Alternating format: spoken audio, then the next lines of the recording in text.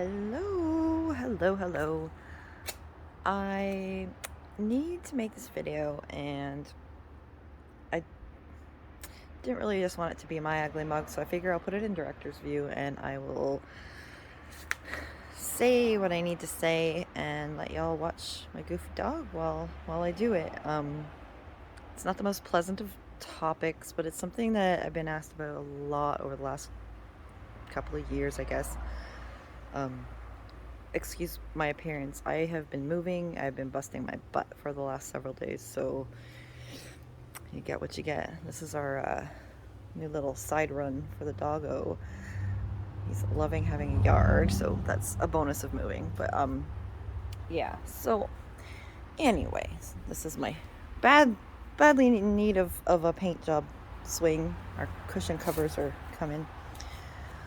Okay, so for some of you, this is kind of old news, but some of you who have joined the channel more recently for like the service dog content and a lot of the more recent stuff that I've been doing, you may or may not be aware that I used to be a moderator for a YouTuber named Katie Joy from Without a Crystal Ball. Years ago, and I mean like pre YouTube, I used to follow her on Facebook and maybe on Pathos. I'm not entirely sure if I really followed her a whole lot there before she left. But she used to cover a lot of content that I was interested in, and her values and the things she talked about lined up with mine at the time. I have to keep switching angles because of the sun and because of where the dog decides to be. Anyways, sorry. Anyway, she covered a lot of topics that I was really interested in. Her stance on anti-vaxxers and people like Jillian Epperly and the Jilly Juice nonsense, Sunfruit Dan, and like really what I believe are dangerous sort of people, and a lot of the things that are out there that can be quite dangerous and damaging. A lot of misinformation about medical stuff, and I really liked her coverage of that stuff. She was actively covering the free birth movement, which, I mean, everyone's entitled to their opinion. I think it's incredibly dangerous. A lot of children and mothers alike have perished because of some of their beliefs. And whether or not you like Katie or not, she wasn't wrong in her opinions on many of those characters back then. So anyways, that was what got me, that's what hooked me, and that's why I supported her when I did. I moved to YouTube. I followed because, like I said, I enjoyed the content. I enjoyed her coverage. In one of the first live streams that I joined, I said hello, and I had, not too long before that, I think I had either donated or pledged to her Patreon that she had at the time, and I guess she recognized me from there, and she modded me like almost like right away in my very first stream, which was like, okay, cool. I guess I don't mind helping out. I stay-at-home mom, and not a lot going on. I have disabilities, and I'm I had the time, so I didn't mind doing it, and it was fun. There was a community there, and I enjoyed it. I won't get into all the drama that came with being a mod for Katie. There was definitely drama and a lot of stuff going on behind the scenes. But what I do want to do is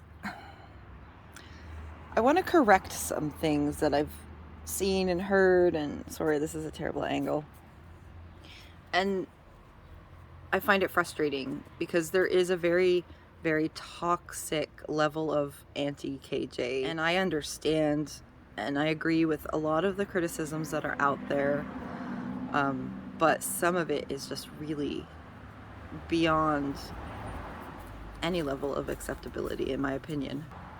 There's things that get said and talked about at great length that are just simply not accurate or factual in any way, and a lot of ignorant and inappropriate topics being discussed in a really uneducated way, which is just as damaging as what a lot of these people are upset with Katie about.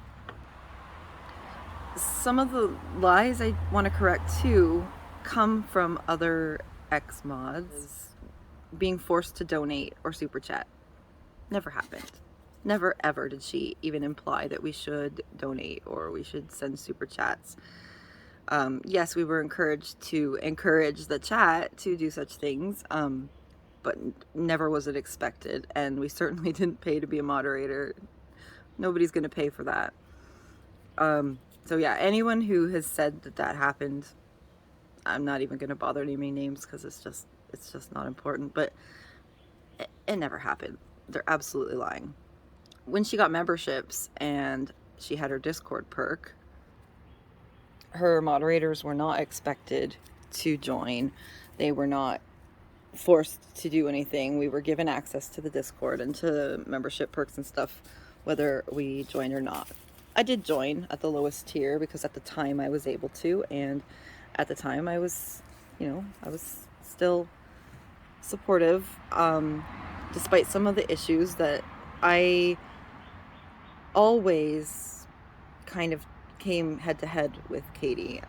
We had an understanding of sorts that I was never going to just sit and be quiet and do as I was told. I was going to do what I felt was right. Can't lie, it was stressful and it was a lot of work being a mod for Katie. Dealing with the ever-present already haters, I guess. I don't know a better word at the moment. There was a lot of stress. There was a lot of stuff going on in the background. But, I mean, we were there of our own free will. Nobody forced us to be there. So, it was what it was. She did show her appreciation in some ways. At other times it was pretty thankless. But, there were little things. Like, for instance, at Christmas time, she gave all of the mods a gift card for Amazon, which, I mean, she didn't have to do that. That was very nice. It was appreciated.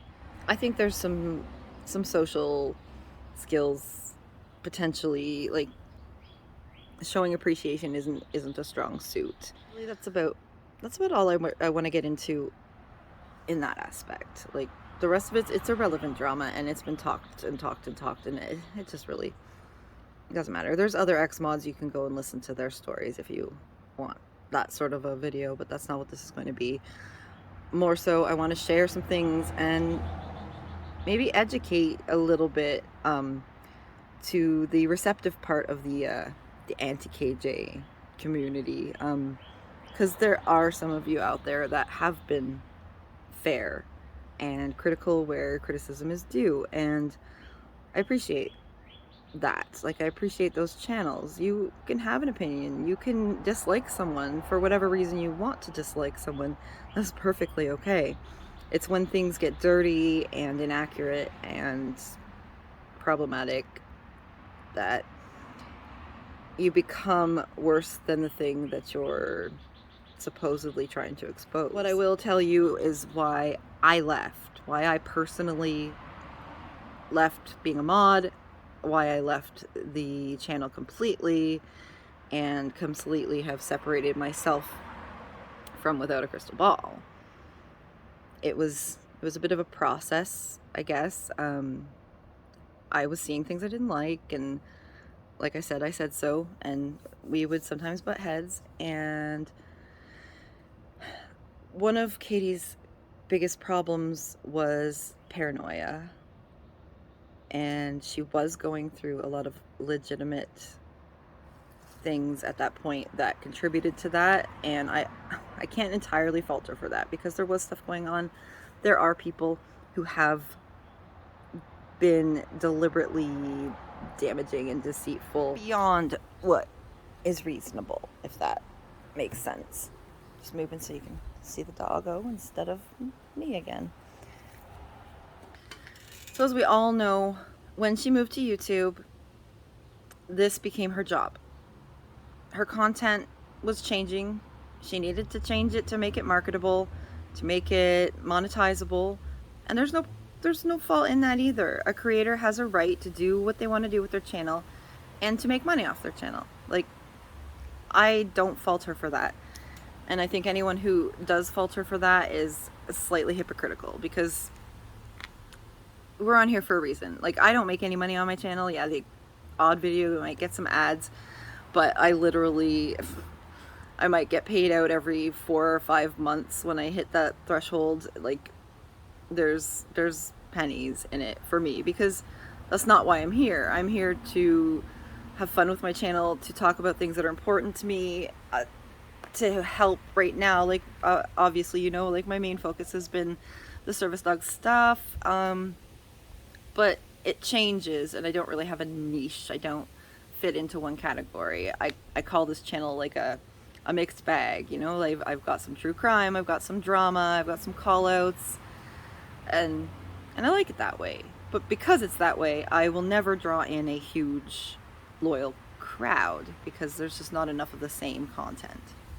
But yeah, sorry, ADHD is taking me on tangents. I'm gonna try to stick to the point, because this is gonna get really long, and I really hope that people will watch to the end. Bear with me. If you have to put it on 1.25 or something, just please bear with me. I will try not to tangent too much. She was becoming more difficult to work with, and convinced that there were spies, because there were people in her inner circle that were taking information and sharing it with people who were opposed to her, I guess. She would question me quite often about why I followed certain accounts. She blocked me from the mod group a couple times because she noticed that I was following an account that she was having problems with, and she let me back in. This happened multiple times, and I was just kind of like, you know, it is what it is. I'm not going to change the way that I am. I stick my neck out for you every day as your mod, and you can trust me or you can not. I'm loyal to a fault. Like, when I say that, I'm not exaggerating. So, and I'm not sneaky. What you see is what you get, and pretty much anybody will agree with that. People who hate me, people who I've spoken about on the channel, who definitely, you know, could do without me. I'm not sneaky. I don't pretend to be anything that I'm not. But Katie would get quite upset because I refuse to block. I refuse to block accounts. It's not something I do. I don't block, especially in the position I was in as her mod. I'm not gonna block those people that are doxing other people who support her, doxing her, like trying to dig up dirt. Like, my dirt's all out there. You want to look me up, you can look me up. I got no skeletons in my closet because I threw them all out in the open many years before I got on YouTube. I want to see what's coming. There's no way that I'm going to block people just because they have conflict with somebody else that I don't have conflict with. I engage with who I want to engage with. Who, when, and how. Like, that. If your trust in me is only as deep as my follow list, well then you're the one who has to come off that list, not anybody else. A follow is not an endorsement, like absolutely not an endorsement. And I've always been able to communicate with people who could despise each other. Like, I have friends who hate each other, and it's just the way I've always been, and that's not gonna change. Like, and if you have a problem with that, then that's your problem. It's not mine. I make my own decisions. I form my own, you know, opinions. And like I said before, I'm loyal to a fault. So to be questioned in that sense, it was not okay with me. A lot of that was happening more and more. And I wasn't enjoying the content anymore because it had changed. It wasn't what I initially was watching her for. I was less and less interested in the stuff that she was talking about. Stressful, and, you know, like, so what was the point anymore? Eventually, Murphy, no, leave it. Leave it. There's a bike under there, and he's like investigating. Murphy, leave it. Good boy. So eventually she removed me as a mod, and I mean, that's fine, that's cool. She was going through a lot, and she removed a lot of us, and a lot of people were really quite upset. I didn't mind too much. It was a little bit like, you know, that, how cool is that? You know, like we've stuck our neck out and just boom, gone, because she needed to make her inner circle very tight. She didn't know who she could trust anymore, which, whatever. It's whatever. I still watched occasionally if it was about something that I was interested in. I even kept my membership for a little bit until Sophie Long. When that started, I had reached the end of my rope. There was a live stream and she had no active mods, and she was getting ripped apart because of her stance at the time. And I happened to be in the chat. She asked me if I would temporarily be remodded, and I said sure. And she remodded me. And I did basic, I did basic mod stuff. I got rid of some really vile stuff for her in that live. She was talking about some of the privacy stuff, and she was complaining about when Rachel Lee had her name released, and she was really upset about that. However, I was moderating for her, but I was not placating. I let her know in no uncertain terms that I did not agree with what she was saying, but I did it in a respectful way. But she decided to have an absolute fit and promptly blocked me because she realized that I had an opposing view. Go figure, right? I could have dealt with that, but after blocking me, when I could no longer respond, she went on to berate me. And in part of her rant at me about this, she implied that I have no idea, and how dare I disagree with her because she is a survivor. And I said, Katie, well, I said to myself, I said, Katie, you're a survivor, are you? That's fine. I will never take away from somebody else's trauma. But she has no idea what I've been through in my life. And she should have, because she was privy to little bits of information. She knew that there were certain things that I couldn't participate in because I told her that it was a trigger. But for her to say, how dare I have this opinion? I couldn't possibly know what I'm talking about because she is a survivor. I'm pretty sure that I have lived through things that she could not survive. I wish my dog would sit still so I could sit still. Anyway, that was the day that I canceled my membership. I unsubbed, and I didn't participate in another chat from that day on. Now, this is before the critical case stream, before the brat comments, before a lot of the worst that was still to come. My little story about coming and going, I guess.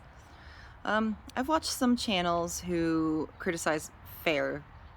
They discuss legitimate issues that I think are there, and they're absolutely entitled to be discussed and criticized.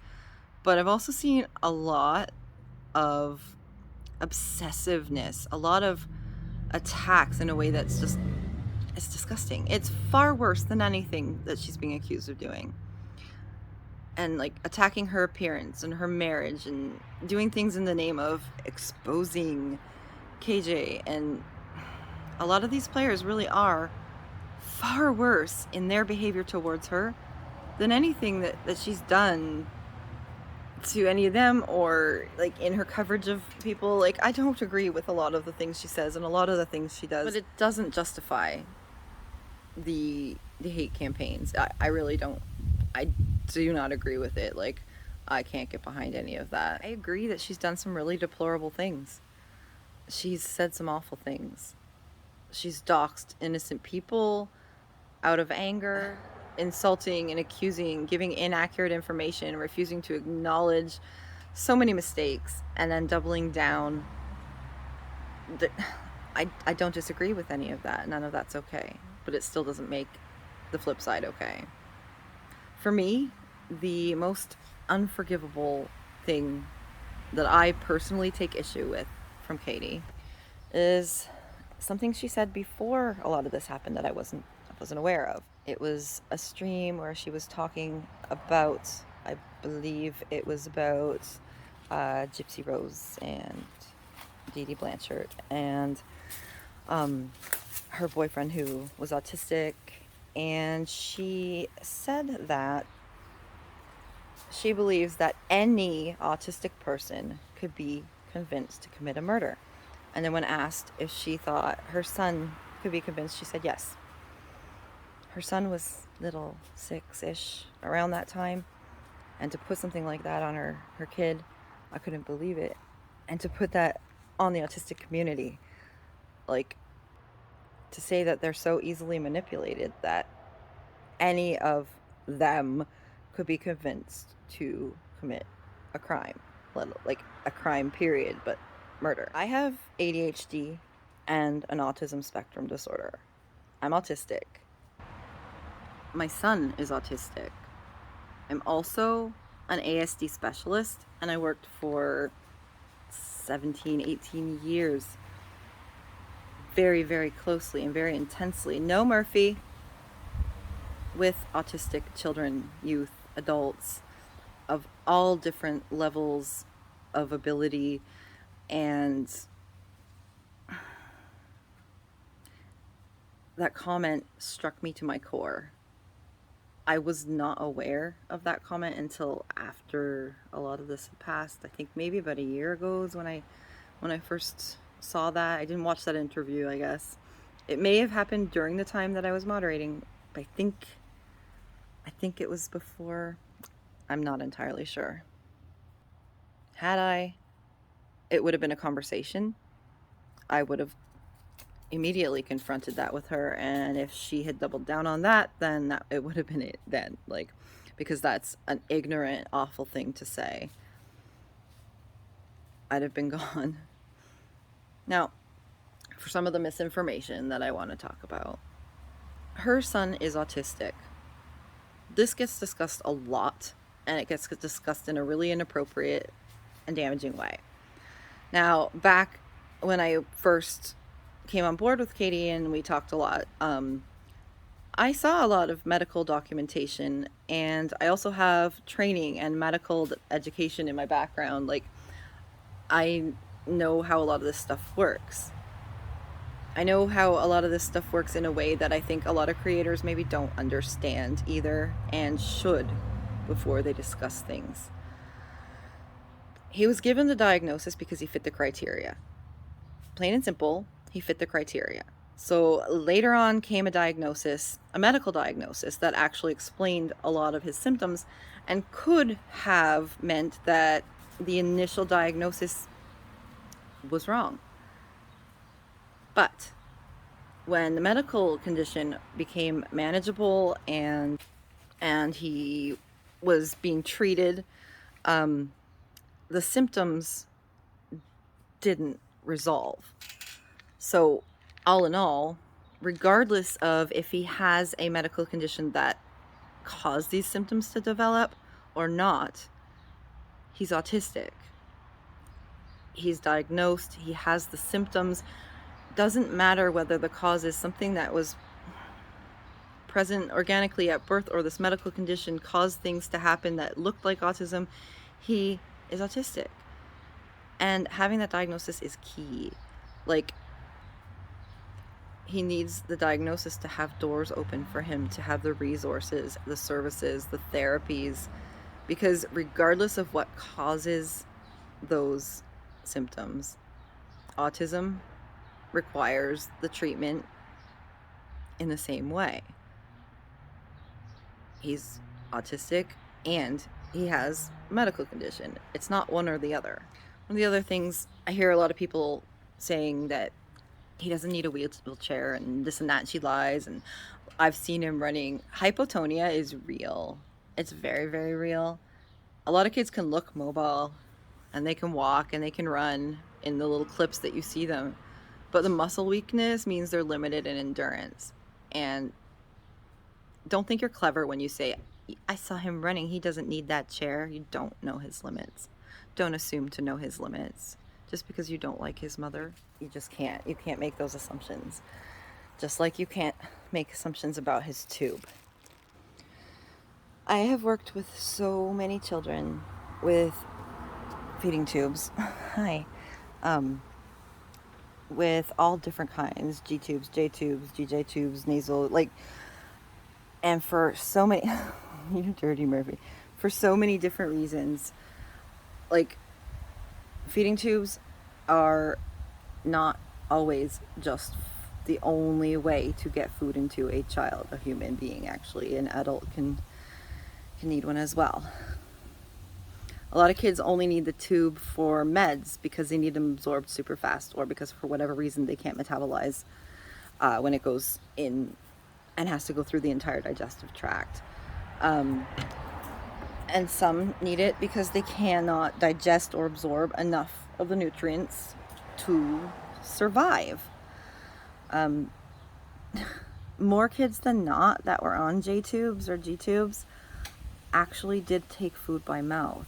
They just couldn't take enough food by mouth to actually live. To say that she's lazy because she keeps his tube is just beyond absurd. It's so much work. It's so much work to maintain the tube and to do the feedings, and like, it's not easier than cooking a roast dinner. Like, that one gets me like so much. Everybody, he ate M&Ms or he ate cheese puffs. So what? Oral stimulation is very important, especially for a child who had such medical difficulties when he was little that he has oral versions as well. He cannot intake enough to live and can't absorb the nutrients fast enough to actually make use of them because of what's going on inside. So just stop talking about those things because you clearly don't understand them. Unless you have medical background and you actually know what you're talking about, please, like, you're making yourselves look so much worse than anything you're accusing Katie of. Stop talking about things that you don't understand. It's nonstop care and maintenance when you have a child who is a tubie, and it's also expensive, very expensive. Oh yeah, I mean, there's talk about her Medicaid, Medicare, whatever it is. I don't care. I'm not interested in that. It's not, don't care. A lot more recently that is a bit upsetting is an article from her past that was pulled up, I guess, talking about the grieving process that a parent goes through when they have a child with disability or chronic illness. Kay's not alone in that. She's absolutely not alone.